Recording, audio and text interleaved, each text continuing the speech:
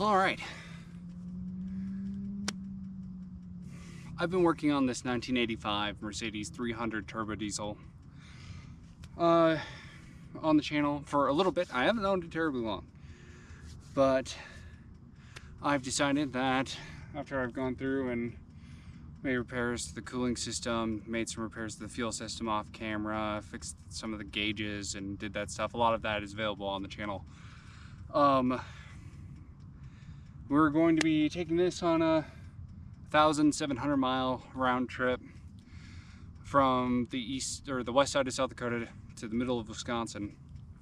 And anybody who's made that drive before knows that there's nothing, not much in between there, but I wanted to record it so that way we could do some like fuel mileage checks at highway speeds, and I can make comments on things that I think or things that I probably should have done before we left, and how taking a car I've owned for less than 45 days that was made in 1985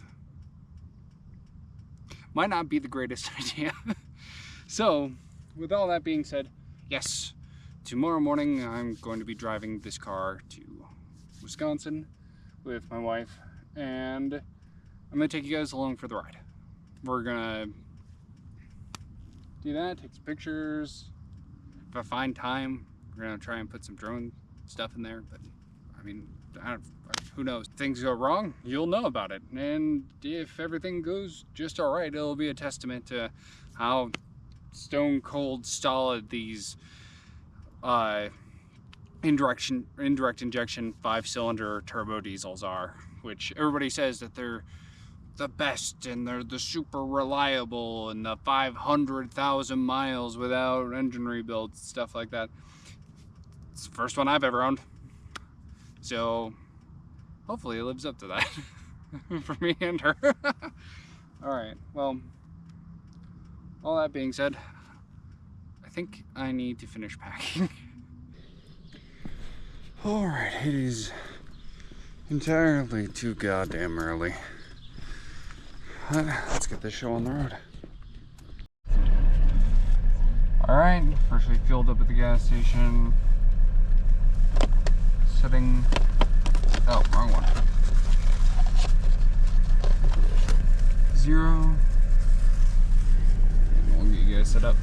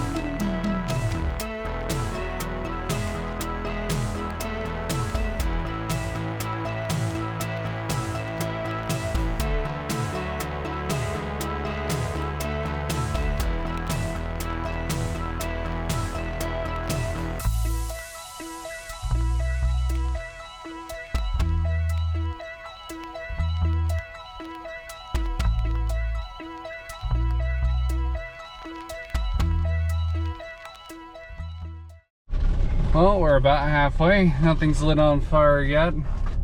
Our temperatures and oil pressures and all of that are still good. She's not burning oil at all. It's exactly where it was when we left. Coolant's the same. So far, so good.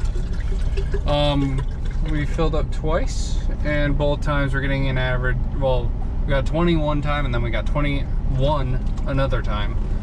So, and that's on roads where the speed limit is 80 miles an hour, so there might be a difference when we drop down to 65 here in a little bit, but yep, that's it for now.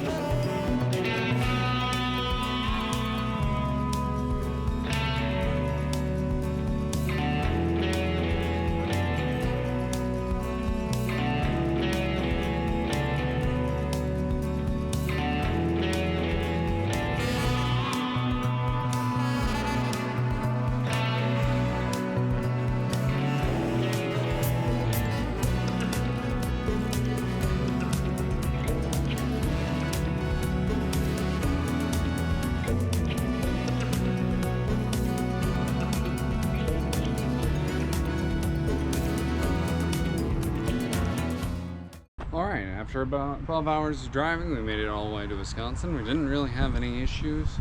All of our fluid stayed in. We're not leaking or burning or anything. It's running really good. We did have one part that failed, and then we also could probably stand to have a more updated radio. We lost one of these rubber rings that helped hold the muffler up, keep it from vibrating, and then this one was vibrating and it was very stretched out, so I slapped a zip tie around it just to like create like space and a barrier or whatever, or a spacer and an insulator. And there's one back there. I stopped by a parts store, picked those up, so I'm gonna put on some gloves and get those swapped out. Looks like we're also leaking something out of the trunk.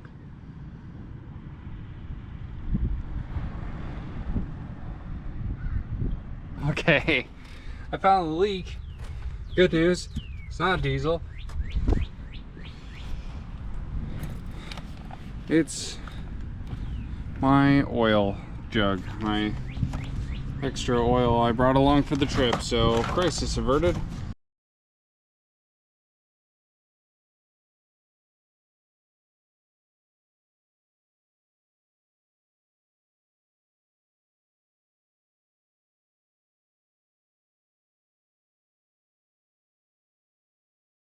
I just wrapped that up. So I'm gonna go through the rest of the exhaust off camera, look for anything that I think is weird. And if I don't find anything, you won't hear from me. Yeah, and if anything else breaks, I'll keep you guys posted.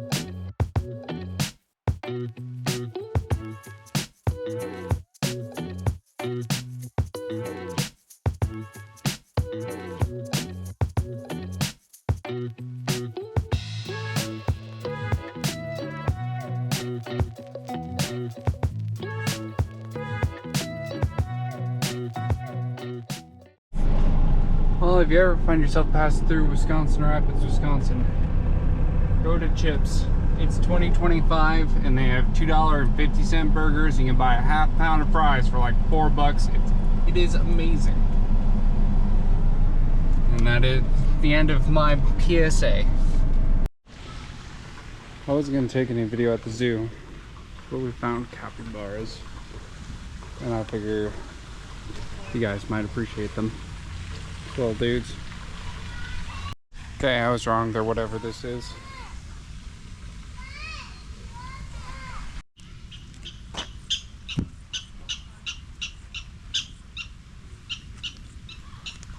It's all wet.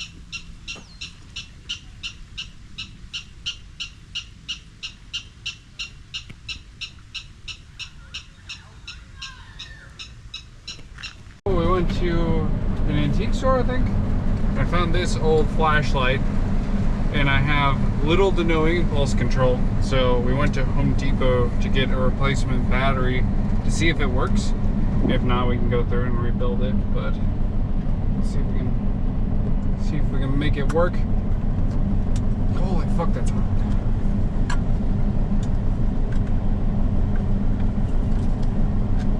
Yeah, you got it open once. I know.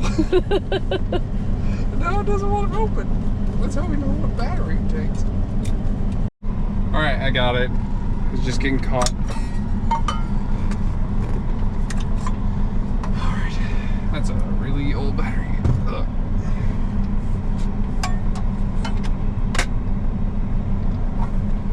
I've never used a battery this large. Me either.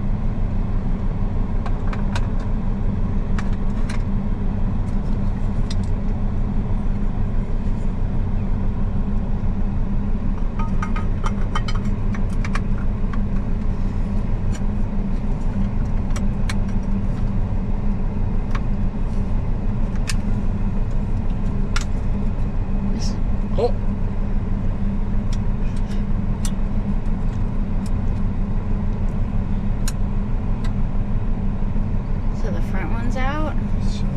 I thought I saw it flare on for a second. I don't see any burnt parts on it. It looks like the coil's still there. Just bad connection maybe?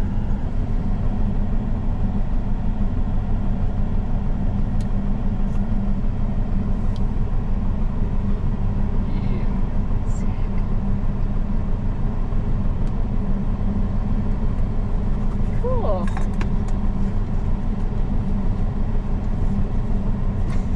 Okay, it works. Let's go.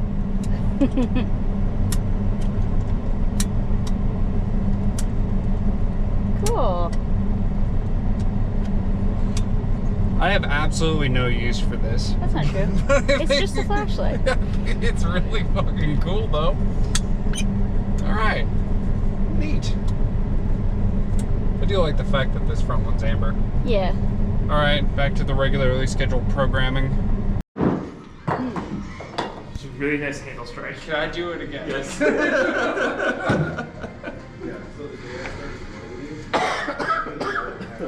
This is all about practice, right? Yeah. It's fine. It's all about practice. So, but after I got used to them, Hey, there you go. Nice 3. Right.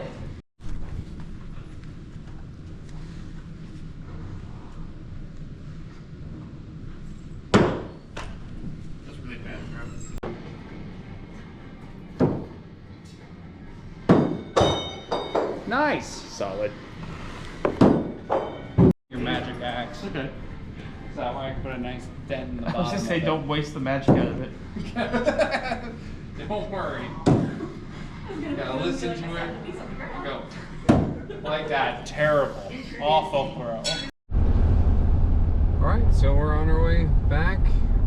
We haven't really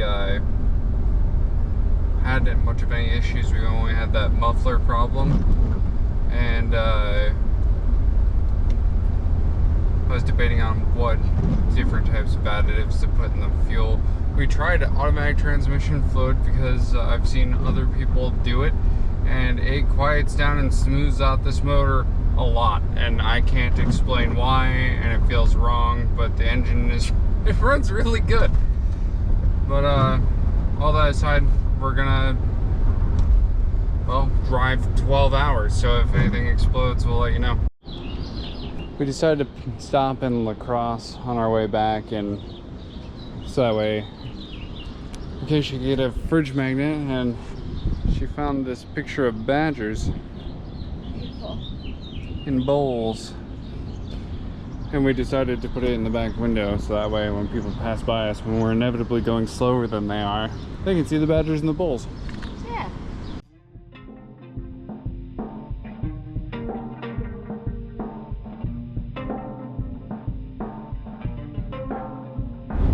We found our favorite store. If you can read that sign, it says food.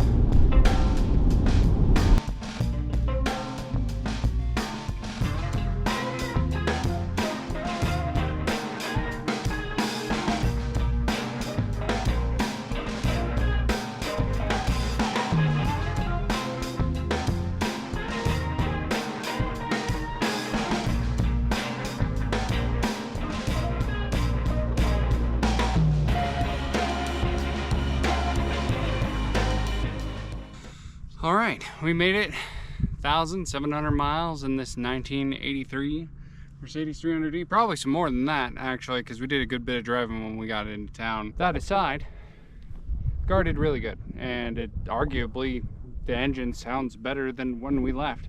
That probably has to do a little bit with me running seafoam through it and automatic transmission fluid. For those who don't know, these indirect fuel injection diesels, they'll run on fucking anything. They'll run on automatic transmission fluid. They'll run on used vegetable oils from deep fryers. They'll run on diesel or kerosene or whatever. It was like, if you could crush up coal fine enough, I think it would probably run on it. So it doesn't hurt anything, but basically Automatic transmission fluid it's just oil, and it's got some light friction elements in it. And the idea is that if you run it through one of these big old Bosch fuel injection pumps, that it'll clean up or get rid of some of the scale or debris that's left on the inside of the fuel injectors in the pump and stuff like that. I wouldn't run it for forever, and there's a lot of people that go back and forth on the internet saying, does it work, doesn't it work? In my experience, I did notice that it actually, like, it quieted the motor down like a good bit. It just ran nicer and quieter the rest of the time that we had it, and I think I put like a total of 2 quarts in it over the length of the trip, along with a couple of cans of seafoam, just for funsies at that point, because I know it'll burn it and it doesn't care. Before the trip, we swapped out the tires, we swapped out the fuel filters, we swapped out the air cleaner, we fixed the air conditioning, we fixed gauges in the dash. We did a bunch of that stuff, but all in all, I didn't spend more than $500 getting all of that stuff. Well, okay, the tires, right? I spent $460 on tires, and I probably spent another $200 on everything else. So I can't say I'm under $500, although that would sound a lot better. The tires are really cheap. They're like 14s, which is crazy. And I didn't get anything special. I think they're Douglas's mud snow tires. The cheapest ones that money could buy in South Dakota. No, I didn't even really lose any tread. They're good. They're solid. I can't complain. What else? It ran really good. AC was nice and cold, frigid at times even. We made it all the way there. I got tons of people like pulling up next to me on the highway and giving me like thumbs up, and that was cool. And it's interesting driving probably one of the slowest and oldest cars on the highway. It's not so slow that it puts you in danger, but you know you're pushing it a little hard when you're trying to go uphill at 80 miles an hour. It'll do it, it just doesn't like it very much, and the cruise control only works consistently up until about 78 miles an hour, so that's hit or miss if it works or not. But this car was made in 1985, where most of the national speed limits and highways were set to 65 miles an hour. That nowhere in the United States had an 80 mile an hour speed limit like we do now. But all of that aside, it did really well. Here it is. Here, this fucking stupid thing is my chief complaint.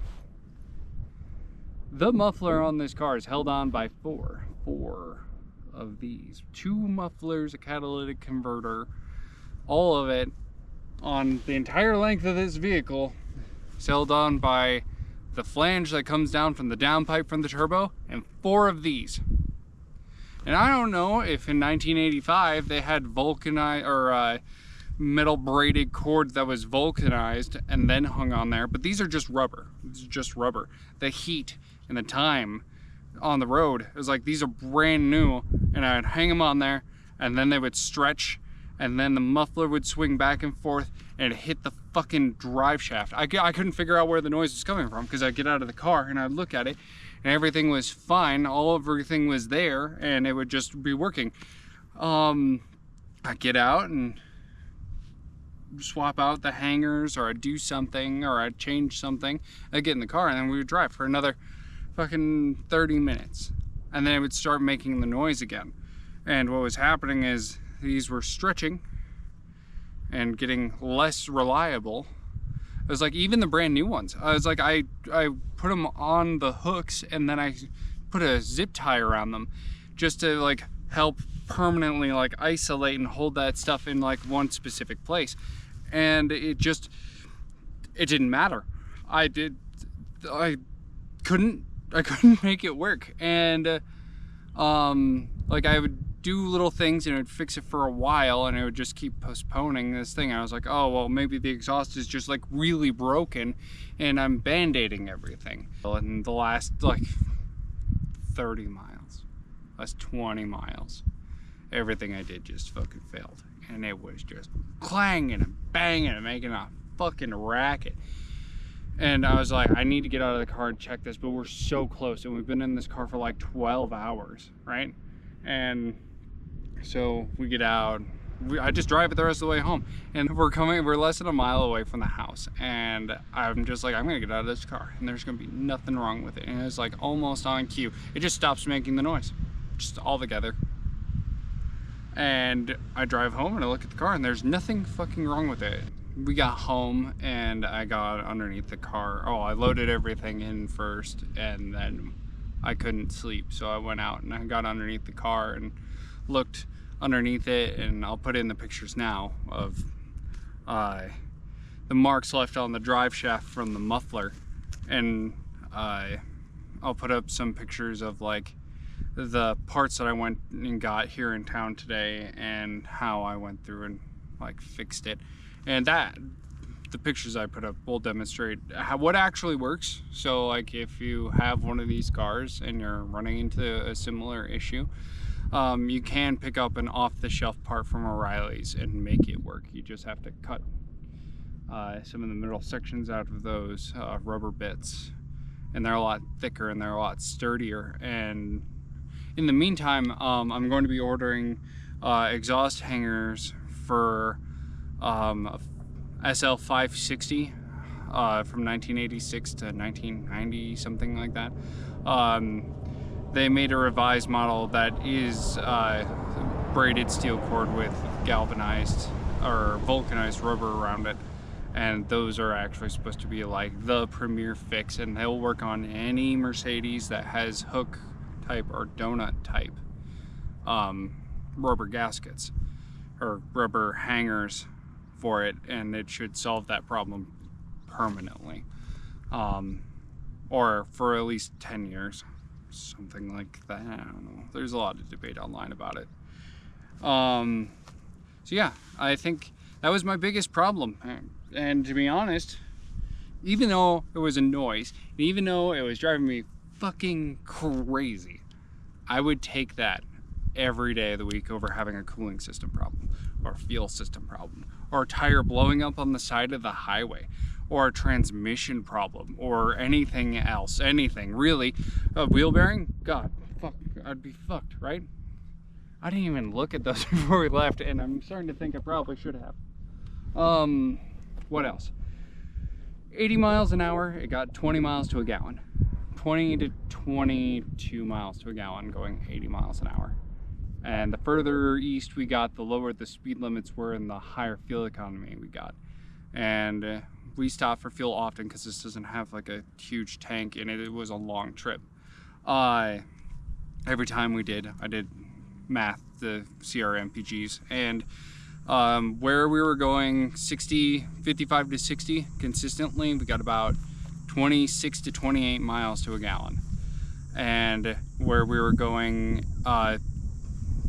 above 75, or like, well, most of the trip was at 80 miles an hour, and most of that trip we got 20 miles to a gallon. So I think in hindsight I should have popped the valve cover off and adjusted the valves, because this is an engine set up on older engine architecture, and you need to adjust your valves pretty regularly. I don't know what else to say about that. Yeah, we could have squeezed a little bit more of fuel economy out of it if I had done that. And probably a couple other things, maybe driven it a little bit nicer. Or just stayed consistently at a lower speed, but it's a 12-hour trip and fuck that.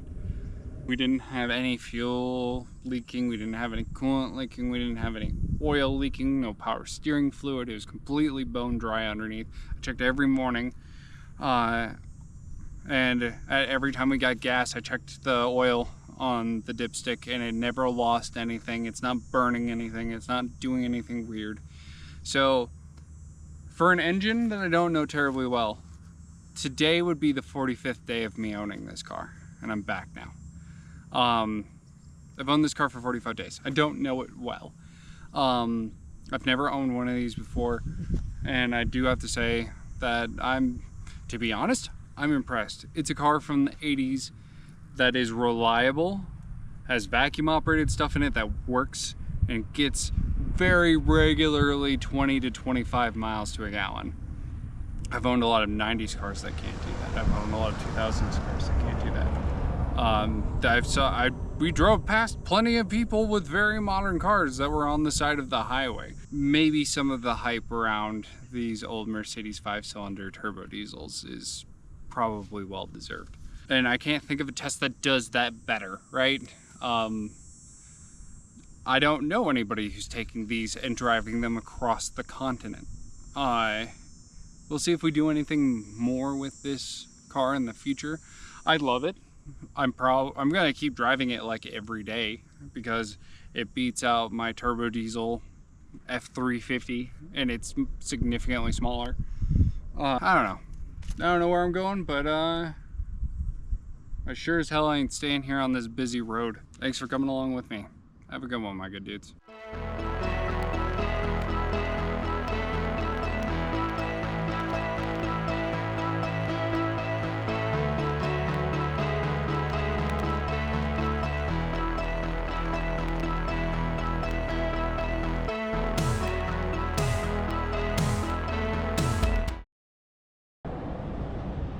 Could I have picked a busier road to do this on?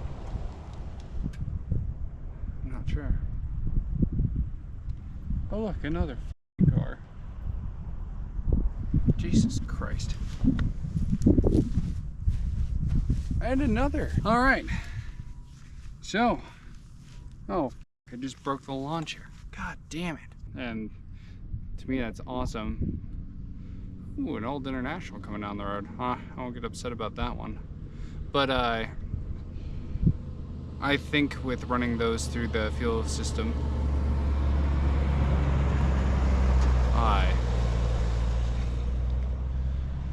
Jesus, every car that passes, I lose my train of thought. And that's not quite the case. Is there no end to the vehicles on this road? And then it just completely gave up. Another goddamn car. I'm on a rural road. There's nothing out here. She just why is this happening to me? Could just get through this thought process, this less than 2-minute video, put this shit on the internet already. I'd be so happy.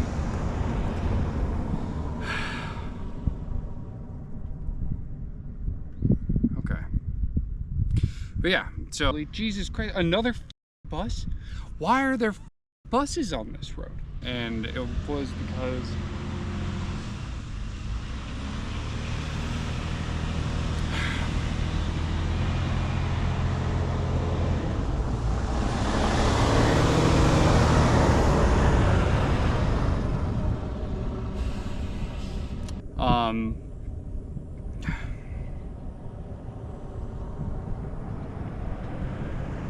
yep, everybody stare at the guy with the camera. Jesus Christ. Because nobody has anything better than to do in the entire state of South Dakota than to drive on this one rural road. This one road that's completely out of the way. Every time that happens, it completely derails my train of thought. It drives me crazy. Okay.